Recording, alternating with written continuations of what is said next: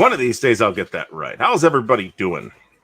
Hey, Artie, how are you, man? I'm doing okay, as we have discussed. Let me put Hey, people from chat. Oh my God, we got Stigler here. Let's play some solo games. All of my. Do not antagonize him. Put out all of the social media, blah blah blah. We'll be ready to go. I'm wrapping my general games. It is all good. We're talking today about Errata, but I do have two pieces of news to report. One of which is bad news, unfortunately, and that is rest in peace, John Tiller. John Tiller has passed away from brain cancer. This is the John Tiller of John Tiller Software, who is famed for his historical simulations, including the campaign series and a bunch of other stuff.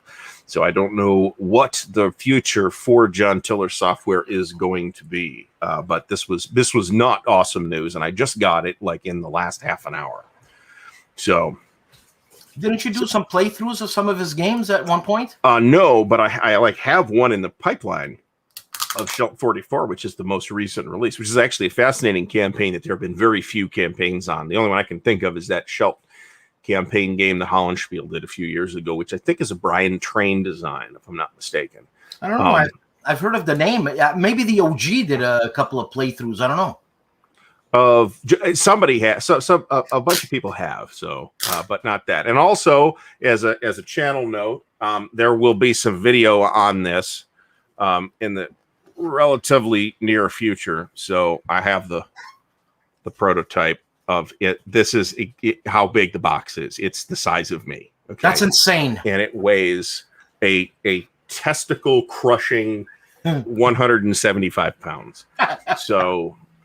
There will be video on it, and we'll see what that turns into. There's some conversations about it, so stay tuned for all that jazz. So anyway, we're talking tonight about Errata, of course, the Wargamer's demon. We all hate it. Everybody hates it, and the only thing that we seem to agree on is that it sucks, and we don't want to see it anymore. But at the same time, one of the questions that I ask is, stuff like GDW did back in the 70s, like old Europa games and stuff like that. I mean, they would have errata on stuff like that, but not that much. Were they just better at it, or did they just not identify errors and communicate them to the marketplace? That might be true too. And I think that was true of SPI, for example. In some cases they did, and in some cases they just never fixed busted Artie, stuff. At that time when GDW were doing all those games and there was not that much errata, what other company were out publishing games with errata? Well, SPI did errata offhand. So that's a tough question, because by definition, those are like, companies like People's War Games and stuff like that. I've never owned anything from People's War Games. So that might change in the not too distant future, actually. But right up to right now, I've never owned anything from them, so I have no idea. Avalon Hill, of course, was around SPI, and Avalon Hill. What are people's recollections about Avalon Hill errata? Actually, I don't really seem to recall a lot of errata, but then again, we get to like 4th edition rules on some of these things too. Like Third Reich was up to 4th edition rules. Squad Leader was up to 4th edition rules, until eventually they threw the whole thing away and redesigned it from the ground up. So when there was errata for ASL, they would provide replacement pages in the new modules. You'd have to buy the new modules to get the errata pages for the old stuff. Which is now, I was never, and we were talking about this before the show, actually, because Dan is collecting issues of the General, and I was never a big reader of the General, more or less because I just wasn't. I mean, I was playing plenty of Avalon Hill games. It wasn't that. It was just I was not keeping up with the magazine, and I owned a few here and there, but I was never a big reader. Was errata in the magazine typically? That's possible. I don't really remember that. Well, Stigler says, yeah, he recalls marking up his flat top from one of the issues of the General. Okay. And you know what? I mean, I'm going to read these, and For sure, there's going to be some stuff, man. It's more interesting now for me than it was when I was younger, but regardless. Well, I'm going to say that I think not every Avalon Hill game holds up nowadays, but a lot of them do. I mean, I think there's a lot that do, and certainly you could find issues. You could find whole runs of issues that have information on them about games that are still around and thriving. There's like 15 issues that have stuff for various great campaigns, the American Civil War games in it. Those are worth running down for me, right? You know, a lot of that stuff's still valid. That game system hasn't changed that much since then. The worst errata I've ever had. Is it cool to name the magazine? And we're gonna have to. So we're gonna have to. Yeah, I think so. And it was a game I really wanted. It was a solitaire game, a V1 game, and I think it was from Against the Odds magazine. Oh, I remember the game. I don't remember the name, but I remember there being a game about that. Oh my God! Find it here. It's wrong. Go over there. It's wrong. This is right. Mix it together. You sure that wasn't S&T? No, I don't think so. I think you're right. I don't think it was S&T. I'm just making it a joke because that's very typical S&T game experience. Is it? For what it's worth, yes. For what it's worth, I have a pretty high opinion of the magazine content. I think the magazine is still very good. But the games are hit and miss, and not only that, but more miss than hit. Like a lot more miss than hit. Now, why? Why is it? Good question. Is it affluence? No, I suspect what it is it's deadlines, I think is what it is, because they're on a magazine schedule, right? They have, and it's not just that. I mean, S&T is not just distributed to game stores, right? It's like they're going through like major magazine distributors and stuff like that. So if they like aren't on their deadlines, they might get, I don't know, they could get cut off for all I know. You're right.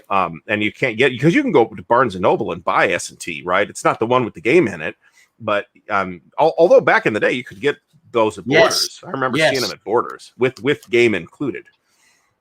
I like magazine games, but yeah, you're right.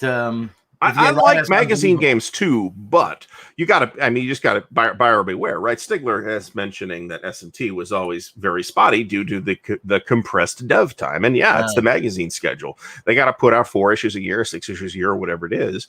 And if you don't have the development time to fix, we discovered this giant problem like the siege rules that aren't like there. Oops. Yeah, but there's no siege. These aren't games that are. There's a lot of repetition, if I'm not mistaken, in S&T and mechanics and all that. A Joe Miranda game or yeah, but there's also a lot of experimentation too. Even going all the way back to this S&T days, there was a lot of experimentation. And sometimes, the experiment went awry. Not all of those experiments resulted in games at the end that didn't hold up today. Games that didn't hold up at the time, right? These games that it came out and people immediately said, "This is a dog's breakfast. We're not going to deal with this." And then sometimes these things get reevaluated. One infamously low-valued S&T entity, and we're not talking about Errata now, is Tito, which is not a Dunnigan design, I don't think, but was like a game that absolutely everybody hated at the time. And for a while, you couldn't give what's that? Is that EYAWtKAWbWATA? No, S&T you said, sorry. Tito is the game about Tito, the Yugoslav partisan leader. It's actually been mentioned now much more recently in the last couple of years as a game that's probably worth a second look, but people hated it at the time. It was very unconventional. It's point-to-point movement, I think.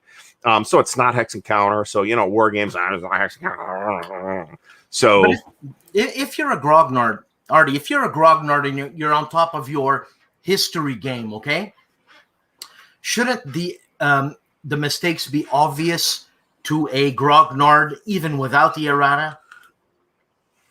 Sometimes that's definitely true. Sometimes you can just decide you're going to run with it. Yeah. And put in your own fix, and that's fine because a lot of times people are experienced players and people can do that, and people who've been doing this for a long time can read between the lines and come up with something that makes sense and works. Other times it's harder, right? S&T 299 First Crusade game, which I was super interested in. It's a solitaire game about the First Crusade, which I may have talked about this before, but it's like that's the interesting Crusade to me, is the First Crusade and not the Third Crusade with Richard and Saladin and all that.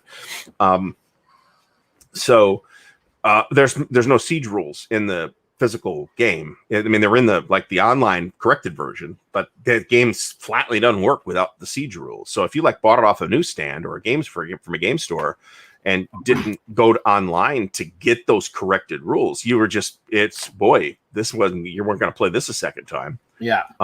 It's flatly non-functional. So that is, and it's not like there's millions of things, individual line items that are wrong. There's one section of the rules that somehow didn't make it into the published game.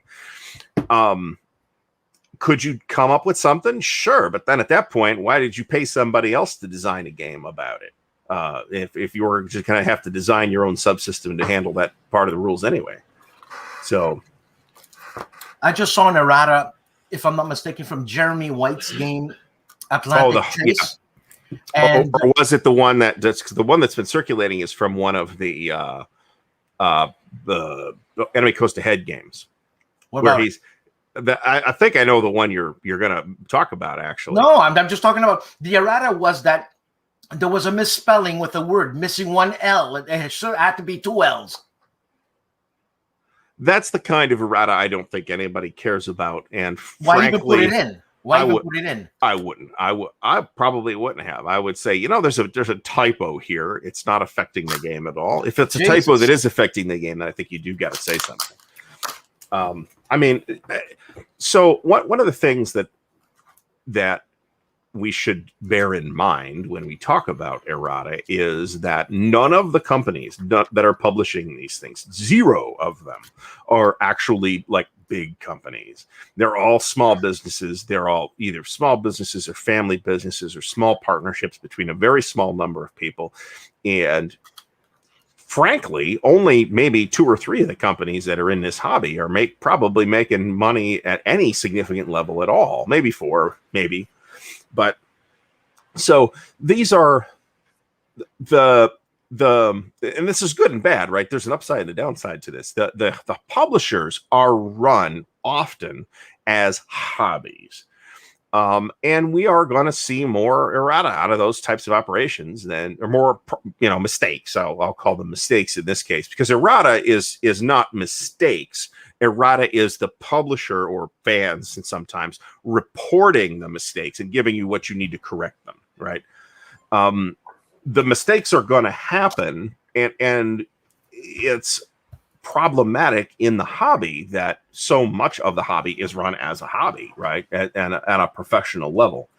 So that's, on the one hand, it makes everything kind of feel tight knit, right? Where we have a very warm community here in tabletop wargaming. Yes. And that's great. Yes. But on the other hand, we have some behavior that is possibly not the pinnacle of professionalism or attention to detail that we might otherwise get if a company could afford to hire an editor. Is this something understood as a wargamer? This is something understood, right? I mean, I think everybody would acknowledge this has been around the hobby for a while, but then people will come to a specific example of a game that released with some issues, and people will go absolutely lose their minds over that there was errata, and they're not wrong to do that, right? I mean, the games aren't cheap. Generally speaking, war games are not cheap. That's another bugbear, though, that a lot of times we're kind of poison the well with memories of what war games cost in the 80s or the 70s or whatever it was. And it's you would never pay $200 for a war game. And yet the people that are selling the war game for $200 printed 300 copies of it. I'm talking in this case about the La Bataille de Bautzen game that came out, I think last year, the year before. It's like a $400 game, but they probably paid $150 to print each copy, because they only printed 250 copies of it. and they put years of, and it's loaded with problems. And they're not making any money, that's for sure. I'm sure they're not. They're not. This dude's not taking off and going to Tahiti with that with all the money that they made off of that game. That's just not happening. No. There's a designer and there's artists and stuff like that. Those people all got to get paid. Probably the only person that actually got paid to work on the game was the artist, is my offhand guess. And he or she, because there's a decent number, actually, a couple of female wargame artists nowadays, probably didn't make what they deserve for that commercial artwork. So I mean, I'm sympathetic to, I don't want to pay more for games either. And yeah, that means I'll sometimes buy a game from someplace where I can get it cheaper than paying full price. But hobby games are also probably underpriced from the perspective of, don't the people that put years sometimes of effort into them deserve little something at the end, right? So I mean, you know, let's say, yeah, but you're not going to pay $700 for a game that you're holding in your hands. Yeah, well, you might for this, because it is made of solid gold. But I backed it. But I mean, so they made, I think their Kickstarter was for $20,000, okay, which is a lot of money, but it's super high production values on Flying Pig stuff, by the way. Yeah. Not just this, but on like the old school tactical stuff is insane production values. I've never seen that. I've never seen the inside of that, but it's the same type of thing. It's in a huge box with huge amount of maps and beautiful pieces and all that stuff. So, and it successfully funded, and I think they were like 75,000 or something like that. That's not that much money. I mean, can you retire? Can one person retire on that? No. So it's not that much money. It's got a bunch of it's going to the print costs to print it, to ship copies back and forth. Well, like you said, I mean, they paid to ship it to me, right? You got to pay the designer. You got to pay the artist. You got to pay, like you said, China. You got to pay the duty. You got to pay. Look, I'll be surprised if he makes 10 G's. Yeah, that is the point. Yeah. So, and it's not a cheap game. I mean, I think it was about, I could be mistaken, I think it was about $100 for a copy through the Kickstarter. Yeah, more than that. It was more than that. It was like 130, 40 or something like that. Well, I might be mistaken. Sorry. It's a bananas amount of stuff in there, I can tell you that. So I literally opened the box and looked and said, "Oh, that's a lot of stuff." And I picked it up and hurt myself twice now. Well, so how are the counters? Because Mark Walker always talks about how great the counters are. They're really pretty, but bear in mind this is a prototype and not the final stuff. So I think the counters might, I haven't looked at them closely yet, but I think these might be homemade counters. So, but they look nice. So, and I've played this Blind Sword system. It is a highly serviceable, very playable system. So I expect. Would you call it a medium type war game or beginner type war game? I would call it a low end of medium. Low end of medium. Okay. Yeah, you could if this was your first war game, yeah, you could totally do it. And this is going to have. I mean, I know from reading this Kickstarter material, it's going to have scenarios. They're I'm sure in here that you don't need an entire giant expanse of board to play it on. Sorry, Artie. The Fanatics Police Stigler says we're discussing Errata. We are discussing Errata. We're discussing future Errata, hypothetical future Errata. You got that, Stigler? You're playing a solo game, Stiggy. But this is. I'm messing with you, man. I mean, it's part of the issue of the money that would help to eliminate potential sources of errata, which a lot of time is just like the lack of proofreading, right? It is simply not there for tabletop war games. So, and that's one of the reasons why we have this problem. Now, are there some publishers that maybe do not have this excuse? Yeah, I think so. I think there's at least one that I can think of that probably doesn't have this excuse, but they also are, again, nobody's retiring off this stuff either. So no. Well, now, there is a different. John Longshore here has got a good point, and that I want to draw a distinction between games with errata and games that are totally busted out of the box, right? I mean, there's like a level of errata that says this is irritating, and a level of errata that says this doesn't work.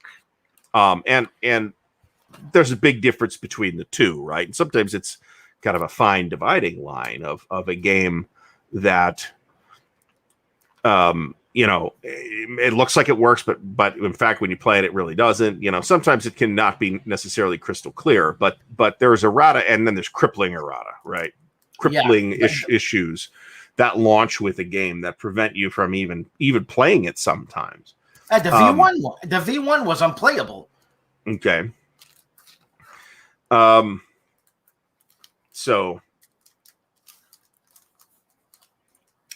well, I mean, let me highlight this again. I mean, that's true. If you want to make money, and that's your primary goal, rather than to produce war games, then producing war games is not something you should be doing, because it is not a particularly good way to make money.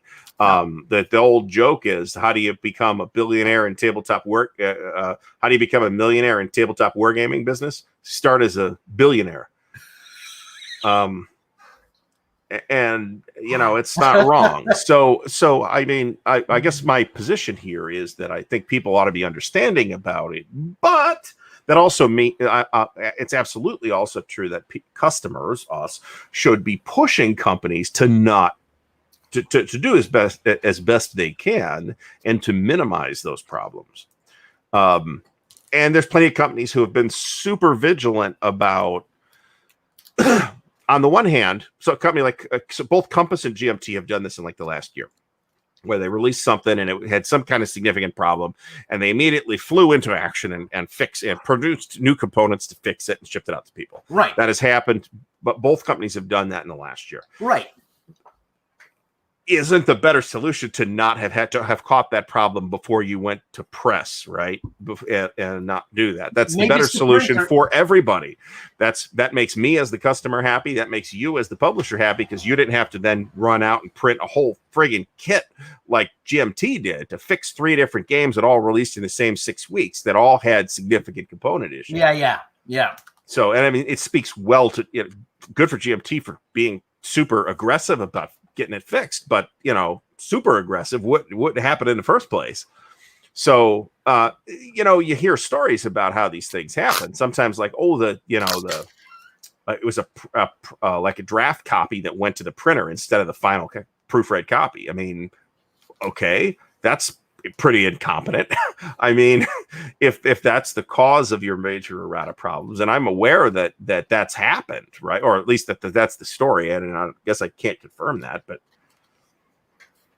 so Doug mentions a good problem that I kind of alluded to before, that you can not have errata simply by not acknowledging that you made errors. And there are absolutely publishers that have done this in the history of wargaming. They just didn't care, or didn't have the resources, or whatever, or they moved on to the next thing. They didn't have the time to go back to their previous game that ain't making any money anymore and fix the problems there. They got to put the next game out, right? I mean, that's a, you know, typically a problem associated with magazine production as well. I'm not an endorsement. I just want to say, because I'm wearing this shirt, not an endorsement. This stuff tastes like powdered ass. What is that? It's like a meal replacement thing. Do not buy. This is my review. Don't. So that's disgusting. The free shirt was the best thing about it. Anyway, I want to get that out just so we're clear that they're not a sponsor.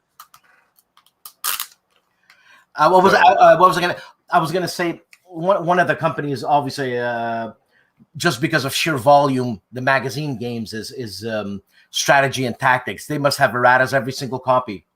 Well, they do. In fact, it's inevitable. Every issue, there's like a counter sheet in every issue, and on that counter sheet are errata counters for previous games. But that's been happening forever, right? I think even SPI did that. I was speaking to Herman Lutman, and he says it's inevitable. It will always happen. Always. Well, that's true. Anyway, keep doing that. It just showed up today, so it's like, ooh, it's so shiny. When's the ETA on that? Oh, I have no idea, and I wouldn't hold them to any specific date either. Yeah. But they've done Kickstarters before and not bungled them, so my expectations are that it will be out in a reasonable amount of time. The one war game Kickstarter that I bought into last year was the new War and Peace, which is like the second War and Peace Kickstarter. This is the Mark McLaughlin thing. Right. And no sign of that thing yet. Oh, I was going to ask you, how's that production? Well, I've seen the previous printing, which was really nice, but there was some errata. Well, there's some errata in it, right?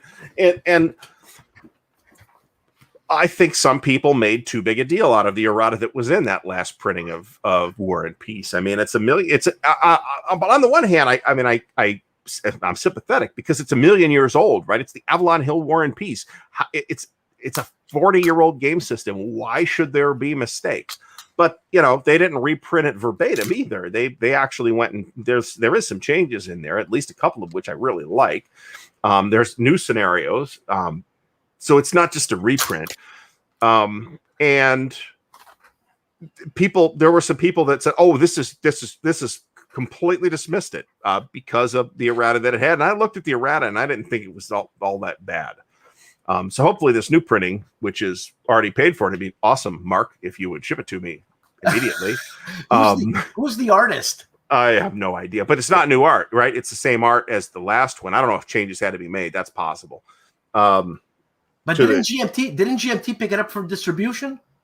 No, you might be thinking of the Frank Chadwick ETO series, Thunder in the East. No, Waterloo by I can't see it from here. CWG Games. I am not sure what we're talking. Are we talking about? They're not talking about the Mark Herman Waterloo? No, man. And I seen it on the. I don't know why. I seen it on GMT's website. Am I mistaken here? This one here. Oh, who's the publisher? CWG. Oh, they're brand new. Maybe I don't know anything about that actually. This is a beautiful game, man. I don't know anything about it. Beautiful components. I can see that the box is literally super shiny from here. It's gorgeous. Gorgeous component. Beautiful map. So what scale is it at?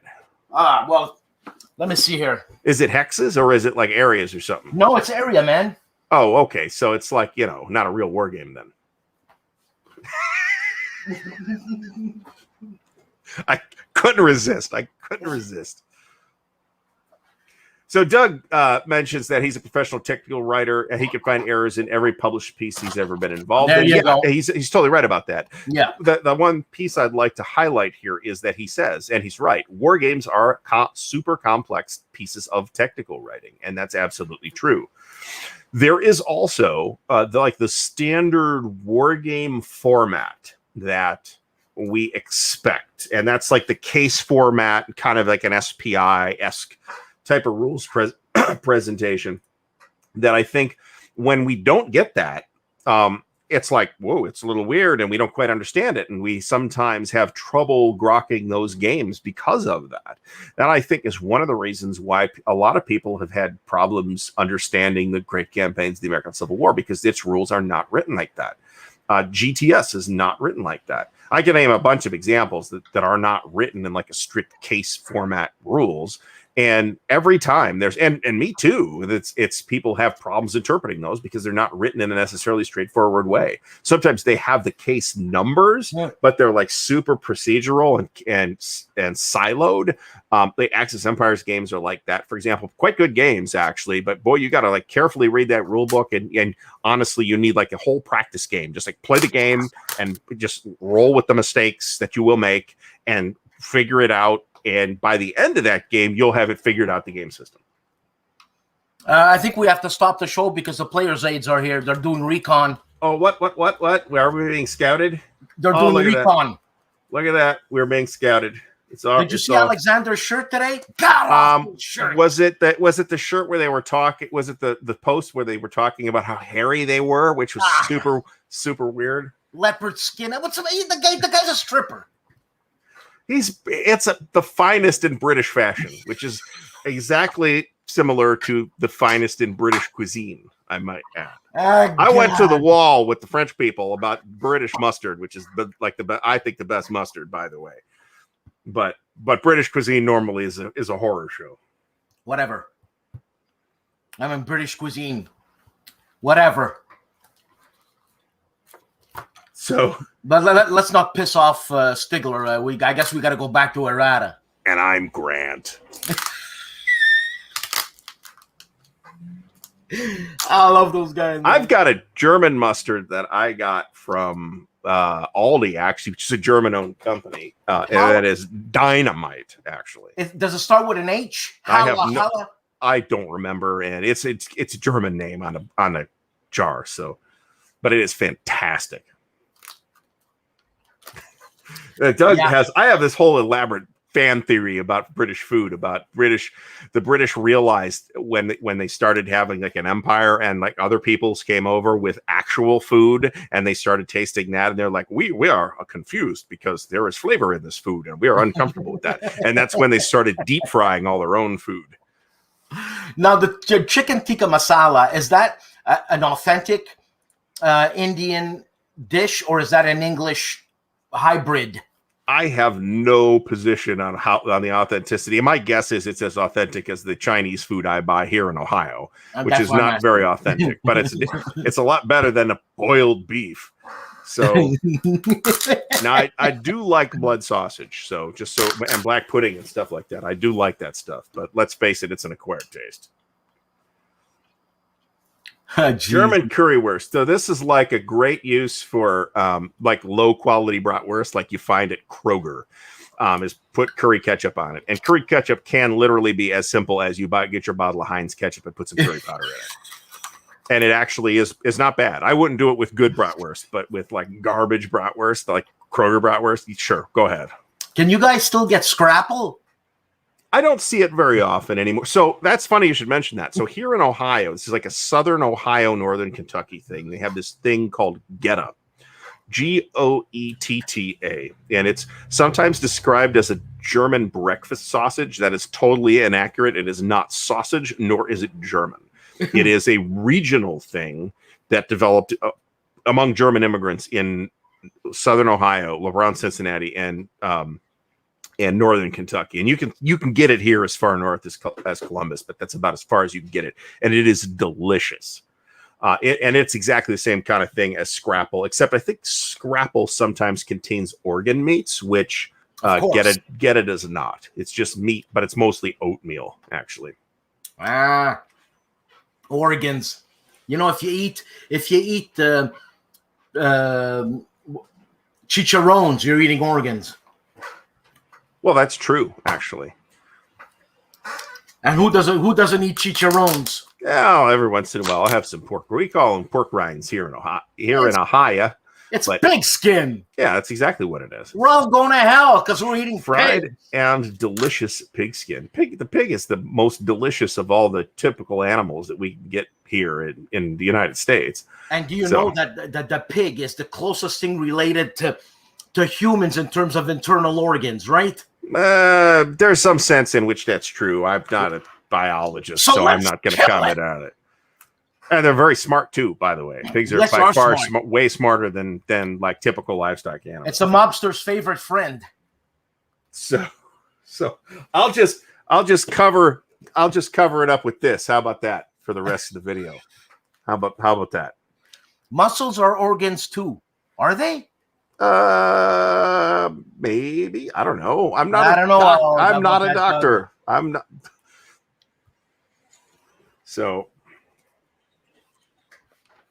Oh yeah, I used to work on a small farm. We had 50 head of Angus, grass-fed Angus organic beef, beautiful creatures. We had pork. What? I am. What do you mean? You mean this? Hold on. You mean this? You mean this? Is this what we're talking about? There's a conversation happening within the conversation. It's all good. It's all good. So, in a sense, this is actually an interesting analogy because, I mean, yeah, Microsoft has Errata too, right? They release patches, right? What are the patches they put out? Oh, we have opened a security hole. We got to fix that. And they put a patch out.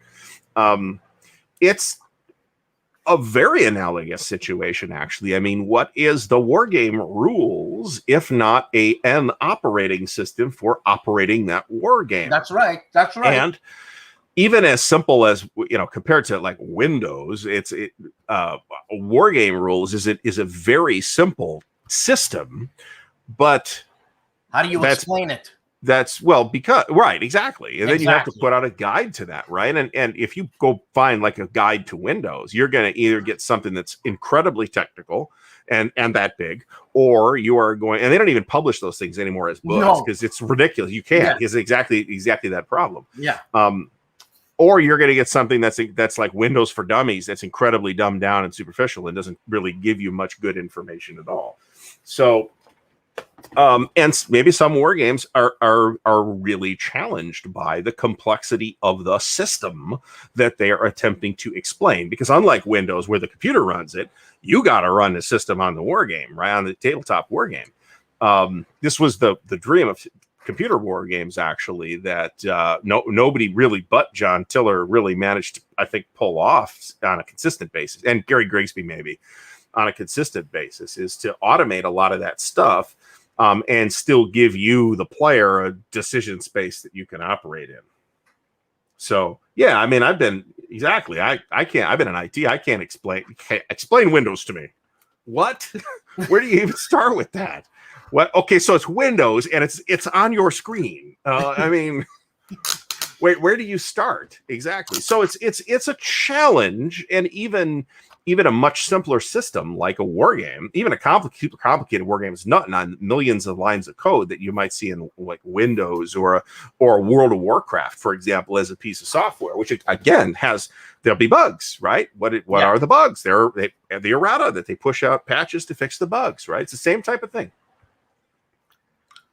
And I also point out that sometimes, now there's certainly been plenty of examples that we have mentioned in this video of war game publishers that didn't catch obvious stupid stuff, but there's also things that you just don't catch until it hits the public and larger numbers of people are playing it and exploring it and finding those problems. There are that absolutely happens. Personally, me, Artie, if I were to, I don't know, write a summary of a book I read, I know what I want to write on the page, and I'll see what I wrote on the page, even if it's a mistake, even if there's a mistake, I'm still in my head, it makes sense. So you can't proofread your own work. So when people, I know Paul Rohrbaugh puts out a hell of a lot of games. There's not much errata with Paul Rohrbaugh in High Flying Dice, man. Okay. I could swear I have a Paul Rohrbaugh game, but it's not from High Flying Dice, so maybe I'm wrong. And I mean, he develops, he play tests the games, and it seems to work. So I mean, there goes my idea. It works for Paul. Yeah, and High Flying Dice is they're not widely hated, right? So they're doing something right. Yeah. So and a lot of these the smaller publishers. So I mean, a publisher like, say, a GMT or and maybe a Compass or a Multiman or a Decision are operating in a different level than Mark Walker in Flying Pig Games or Flying Dice or Grognard Simulations or somebody like that. Which doesn't necessarily mean that we should just eat problems from those other publishers, from either one. It's less excusable when it's a bigger publisher. But I mentioned that because none of the publishers are really big, right? GMT is the biggest publisher operating in our space, unless we're just counting Hasbro directly, in which case we're counting things like Axis and Allies and stuff like that. Even that has had issues and clarifications that they had. There's a FAQ and stuff like that you need to play Axis and Allies. So, where does that leave you? Artie, a good topic is I would be interested in is small publishers, small wargame publishers. That's actually sure. We could talk about that. I'd like to do that. We can do that. And where does one draw the line exactly, right? Okay. you know, is I guess the question. I mean, we want to say that GMT is the biggest publisher in our hobby, and that's probably true, but where do we draw the line below that? I mean, Compass is pretty much run by Bill and John and Bill's family. And his son and an employee. And MMP is pretty much run by Brian Yaus and his wife and a couple other people, and that's they're not a big company or anything like that. They have an office, I know that. Compass has an office. I guess if you're big, you have an office. If you're small, you have a garage or a basement. Well, but that's ridiculous, right? I mean, almost nobody I've mentioned, Grognard Simulations may not have an office, but otherwise, I think everybody I've talked about does. So, I mean, the question is where to draw the line. What makes you a small publisher versus a medium publisher versus a large publisher? And that's Pro Evolution Games is another super small one. Legion is small. Legion War Games is also very small. Clash of Arms. Worthington is small. So yeah, it's funny you should mention Worthington because I forget his name that runs Worthington. Grant. Yes, Grant has done a video of his warehouse, and his warehouse is a shed in his backyard. Yeah. So with boxes of games, right? So I can't put games in my shed because the mice would eat them. Yeah. So he's got it's a nice shed, but it's a shed, right? A lot of games in there, man. Yeah. So yeah, absolutely. I mean, where do we draw the line? And that has an impact on how angry we get, I suppose, about whatever errata trouble we're having at that particular moment. Well, yeah. Okay. Sorry, Artie. Sorry. No, it's okay. I was done. And I was just thinking of this the next week's subject, which is the what the hell were we talking about? Game companies. Yeah, and there's something about small game companies like Paul's High Flying Dice. Mm-hmm. And by the way, the artist on High Flying Dice is two people. Who? Hollenspiel. That's yeah. Yeah. And they've got designers that design for them that aren't them, but it's not like anybody has in-house designers anymore. That simply doesn't, unless that's the publisher. Yeah. Nobody has that anymore. It's funny, eh? I don't know. I was having an interview with somebody, and John Butterfield was in the interview, and I don't know. I was talking but how could you afford this and how could you afford that? And John said, "We were paid by the hour, man. This was our job. We had a 40-hour-a-week job." Yeah, for they years. didn't make tons of money or anything. No, but they had a job. But they paid people. They had like a staff. Like that was like 30 people. Of just play designers and play testers and I'm wondering if GMT, and stuff like that. I'm wondering if GMT's got 30 people. I doubt it very much.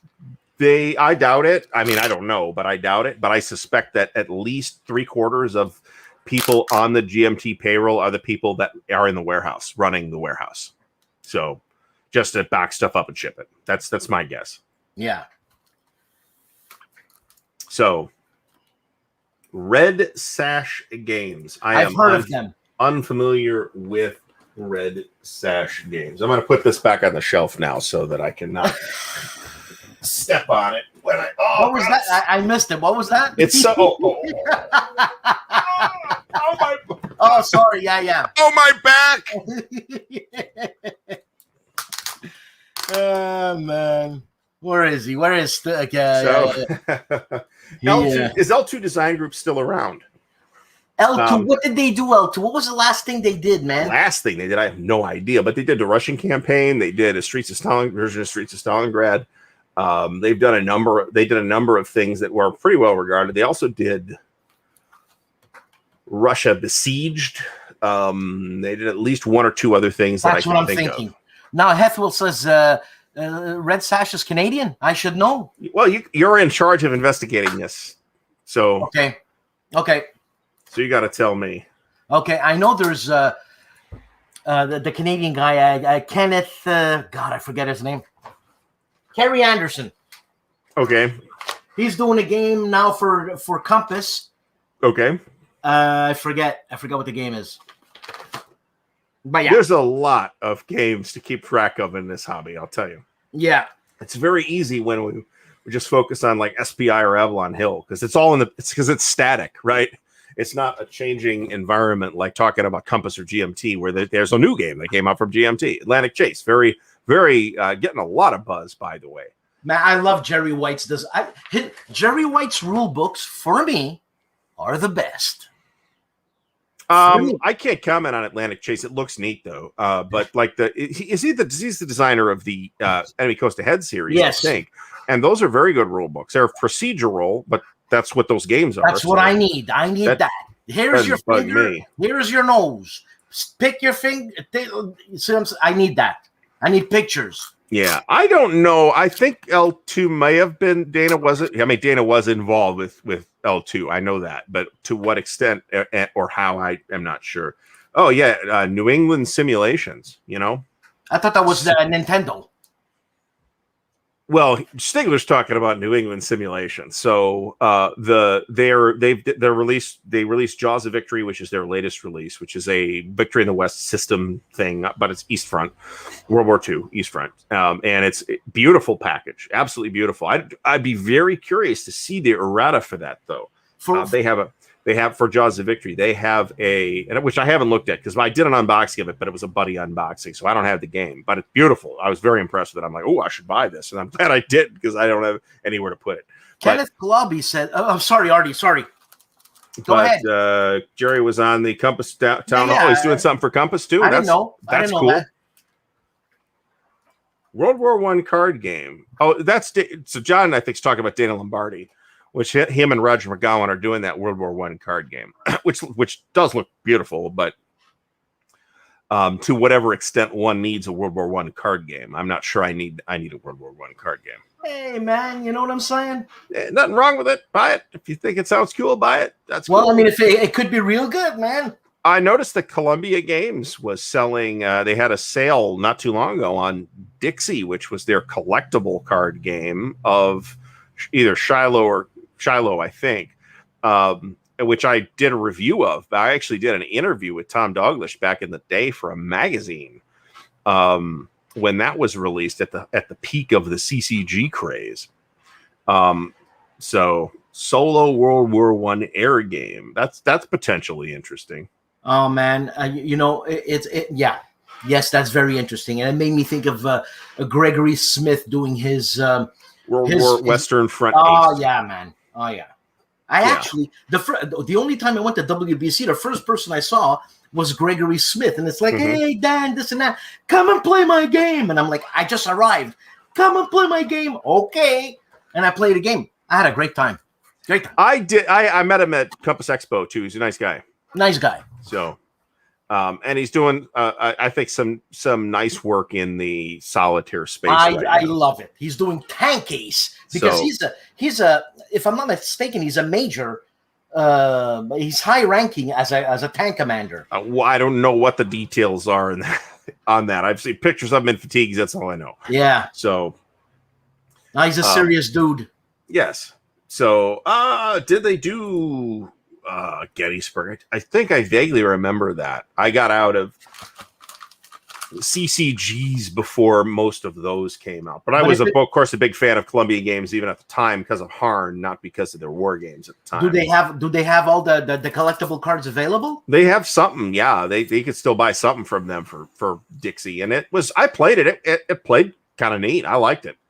So. But I don't know what the format is. If you have to like buy booster packs or anything like that, that's something I'm not even willing to touch anymore. I don't know that that's the case. It may not be. What's a ranking tanker? I'm not sure what Ken means by that, to be completely honest. You're talking to a Canadian musician. Another thing I'll mention actually is, some of these real small companies have not necessarily just materialized. We've mentioned Columbia Games, and Columbia Games has been around since the early 70s. Really? Right? Eh? Yeah. So, I mean, they've been around forever. Yeah, you could still get, looks like Bull Run and Shiloh still. You get a full Shiloh set for $60. How many cards in a pack? I have no idea. Well, if you're getting the set, it's probably 300 cards, is my guess. The decks are probably 60. I'm just saying this from memory. I could be wrong.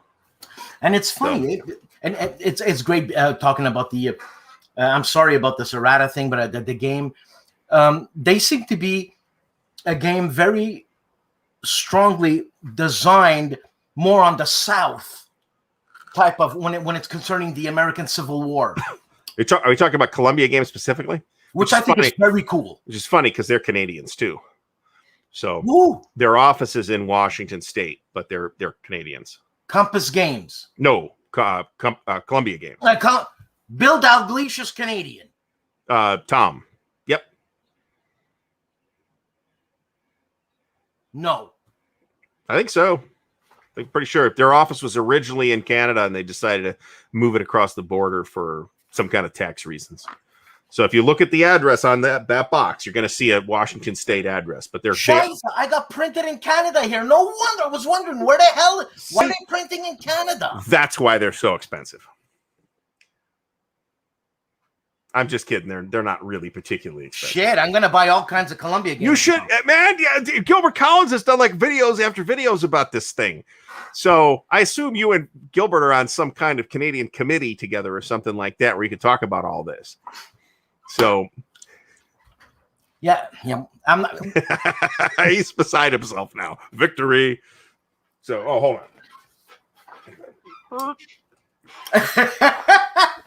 Man, and that's a prototype, and it's that heavy. Yeah. Well, it's still maps are still mounted. So, who does a prototype with mounted maps? And the maps are Rick Barber. I mean, oh yeah. And it's nice. It's really nice. Anyways, I'm broke because of that. I'm broke because of this bloody hobby, and I love this hobby. I would love to actually be able to get a hold of that Salerno to Rome game, actually, because I'm interested in the campaign for obvious reasons. And I've never seen it anywhere. I should check see if cool. I don't expect any of my usual outlets to have that. That's the thing. Well, that's Sergio Schiavi's game. Yeah, but I don't know where to buy it here in the U.S. is what I'm saying. Just FaceTime him in Italy. I guess I could say, hey, send me a copy. I mean, I could. Well, I mean, yeah. I mean, the last time I FaceTime, he was in the washroom. So, This was a bad time. So actually, I had some guy when I was streaming on Monday. Funny you should mention that. I started the stream. I'm like, clip. Like 10 minutes in, somebody's banging on the door. My front door is right here, and it's like, I'm like, what's going on here? I kind of pause the stream, put the card up. I'm like, there's some guy selling door-to-door meat. I'm like, beat it. Get out of here, man. You're interrupting me. Go away. Oh, man. Yeah, I had one of those selling meat and fish. Yeah. So, I mean, if he had come at 2 p.m. and I've been just sitting here, sure, go ahead. But I'm busy right now. But get lost. Yeah. So Noble Knight has a lot of that stuff, actually, that you like even say OSG stuff. You cannot buy OSG stuff through retailers, except somehow Noble Knight ends up with it. So, but Noble Knight is not just a collectibles place. They sell. Oh yeah, they sell plenty of new stuff. Absolutely. Yeah. And at a discount too. I mean, if you buy something new from them, it's not a hugely discount or anything, but you can buy absolutely new stuff there. Mm-hmm. So.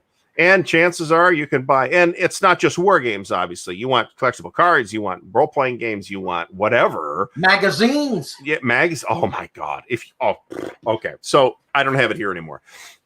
They had, when we went there, we went to their physical location. It was like, it was like the Elysian Fields, okay? Really? Of war games. Yeah. So we go in there, they have like this clearance room that is like board box games for $5. Magazines for like a quarter or 50 cents or something like that. I walked out with tons of like Fire and Movements and Moves and the Courier and in some cases they were like S&Ts with the games in them for like 50 cents. I think that's where my copy of Tito might have come from, actually. Jesus. But it wasn't just Tito. It was like they had probably half a dozen S&T games in there. And one of the things that I said, okay, so look, money's tight, right? So we're on this trip, and I was very good. I spent about $35 is what I spent. But one of the games that I was going to buy, one of the S&Ts that I was going to buy from the warehouse was in this clearance room. So I paid 50 cents for it. I'm like, yeah, this is great. So I don't know that you get like those kind of deals buying through the website. But if you're anywhere near Madison, Wisconsin, it might be worth a field trip. So I'd love to do that. Yeah, they should be a sponsor instead of these people. So if people they are. They're good people too. It depends. It really depends. I think we're talking about Noble Knight again now. It really depends. There are certainly some high price collectibles that they do want top dollar for, but that is because they are high price collectibles. I have also bought out of print stuff that's not like a highly sought after thing, and the price has been reasonable. So it depends. I mean, certainly they have acquired a reputation for having high prices, I think, because that's the attention that people get drawn to, right? Mm-hmm. Oh, they just posted a campaign for North Africa for $900, which I think they did. I think it's $800 or $900 or something like that. And that's a crazy price, but it's campaign for North Africa, right? And presumably really good shape. They can charge that. Somebody will pay that, right? Is that game really going for 900 beans? It might have been in the shrink wrap. So for $800 or $900 at CNA and the shrink wrap, I can't argue with that. Yeah, I can't argue with that. It's been out of print for 40 years, so sure, why not? Also, I have sold to so one of the things that we did, we brought a bunch of games back from our buddy in Colorado, and we sold some of those to Noble Knight, and they gave us fairly even the cash price. They'll give you like two different prices. They'll give you like a trade-in price for store credit and a cash price. This is turning into an ad for Noble Knight. I felt like they were making reasonable offers. We sold a Streets of Stalingrad to them, an unpunched Streets of Stalingrad that they gave us like $190 for. So. And that's what they gave us, right? And they probably turned it around for 400 or 450. Well, yeah, they got to double. You have to double it to make your profit. Yeah. So, but they're not giving us. It's not half price books where we'll give you a nickel, and you'll like it, or as I like to call them, half price crooks. So, no, I was surprised with my experience at Noble Knight Games. Yeah, again. If you are going to buy like a like a legit collectible game, you are going to pay a good amount for it. But not everything is like that, and certainly they're super people to deal with. So here's another little story, and maybe we might close with this because we're closing in on the end of time here. So a buddy of mine, I get an email. Please pay for your purchased eBay purchase. And I'm like, what? I didn't buy anything from eBay. And I looked at the email, looked at the item, and I'm like, this is like a $1,600 lot of ASL stuff from Noble Knight. WTF, right? Okay. So I'm like, I know exactly what happened. My buddy was scrolling with my phone on looking at eBay stuff, and he must have hit the buy it now button. So I'm like, you can't. It was like a week before, and it's like, so eBay's coming after me. Well, yeah, you're committed. So I have to call eBay on the phone, and they're like, look, you got to work it out with the seller, and then they'll handle it. And I called Noble Knight up, and they were completely cool about it. It was like, I guess they didn't have a choice because I didn't have $1,600. Jesus. So they weren't getting it. But they were completely 100% cool about it. Yeah, it's like, okay, we understand. We suggest change. That guy doesn't get my phone anymore. That's for sure. I said, get your own damn phone. You want to cruise eBay. So and he's still hearing about it. Obviously, the time he bought $1,600 worth of ASL stuff for me on eBay. Thank you so much. I didn't mention that to Noble Knight when we walked in, by the way. Like, oh, it's this guy again. What's it? The player's aid. What's he saying? God. If a game is good enough, then it'll maybe not. I mean, sometimes rights get tied up to stuff that Stigler can feel free to hop in here about all the games from SPI whose rights are currently being held by Decision Games and therefore not being given the attention they deserve. So So I don't think it's as simple as good enough. I'd like to believe that that's true, and sometimes it certainly is. But there are also good games whose rights are buried for whatever reason. Yeah. This was, I mean, the price was not a BS price. It was a legit price. It was a huge ASL lot of like everything up to some arbitrary year. So it was in fact $1,600 worth of ASL stuff. I just didn't want it, couldn't afford it, and didn't buy it. So. And you know what? You know Carl Paradis, a No Retreat guy. Mm-hmm. He's giving me boxes of games. I can't wait. I'm going to be doing unboxing of boxes. But anyways, he gave away his whole, and he had everything ASL. Everything. He just gave it away. So did he give it to you? No. Oh, okay. I didn't know him at that time. Well, somebody's a happy camper then. Well, some of that stuff's worth a lot of money. Around and sold it. Well, probably. That's too much. Blood Reef Tarawa, you could still get $300 or $400 for, maybe a little more. The highest ASL priced item is probably a bridge too far because of the Black SS. Because people decide they needed Black SS. What about Pegasus Bridge? Pegasus Bridge is worth about $100. Okay. The shrink wrap, it's about $100. But different bridge, obviously. But yeah, Tarawa is one of the more highly sought after items. So.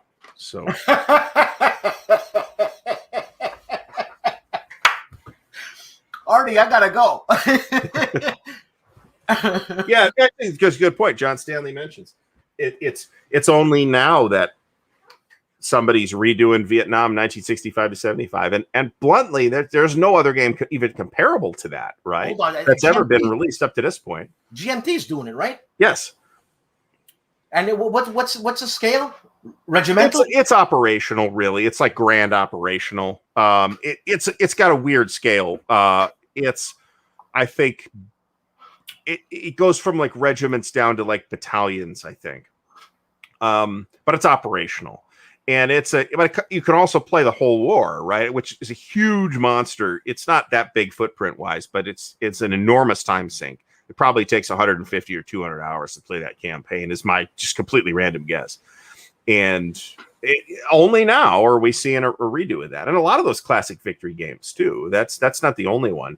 I'm super also interested in seeing what Compass Games does with the new version of the Eric Lee Smith Civil War, which is in the opinion of many, not me, but also a game that hasn't been equaled on its subject at its scale. You're talking about the old VG game. Yeah, and it's a great game. It is legitimately absolutely great game. You can still get it on the secondary market for like $50, man. It's if that. Yeah, it's not. Yeah, I paid like $35. I think I paid $35 for an unpunched copy. You can get it pretty inexpensively, and it's super common.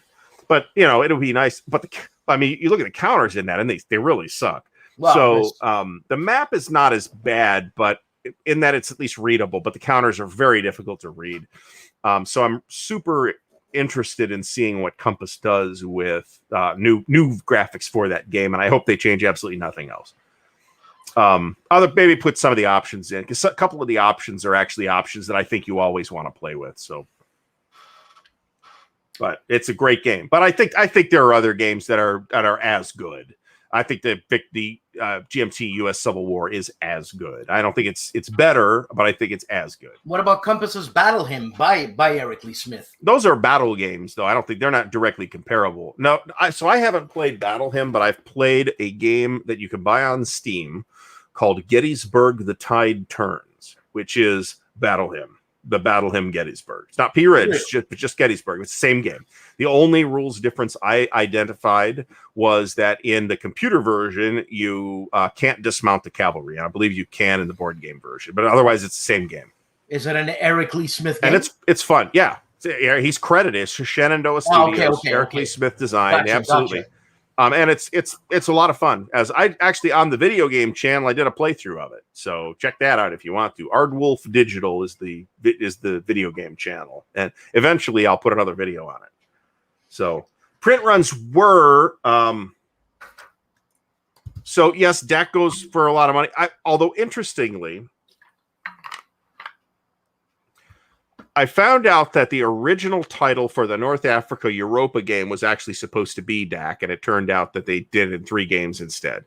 I'm not sure which SPI North Africa. I think he's talking about Campaign for North Africa. I mean, both DAC, the gamers, OCS DAC, or DAC 2, and Campaign for North Africa are enormous games, and that is part of the reason why they go for big money, but not exclusively. I mean, there's also the Eagle and the Sun from Fresno Games Association, which was a company that spun out of GMT and was infamous for doing terrible, low-quality stuff, and which is universally considered a totally unplayable.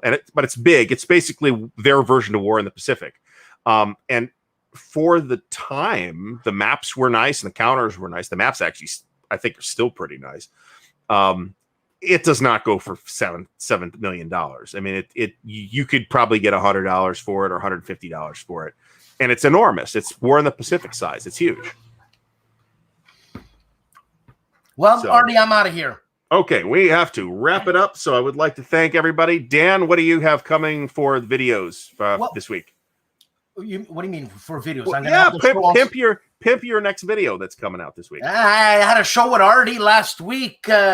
I'm going to be on Saturday. Okay. All right. And I got an unboxing coming on Thursday, tomorrow, and I get my second COVID shot tomorrow. And we'll be having some video on this. Your second COVID shot, which one? Second. I got the Moderna. Okay. Didn't you get sick? I did, yes. Yeah, I got sick on the AstraZeneca. Ain't as bad as COVID, so. Yeah, that's right. That's right. So, all right, everybody have a great night and tune in next week at 6:30 p.m. Eastern, and we will be on Dan's channel at that time. My house. His house. All right, everybody have a great night.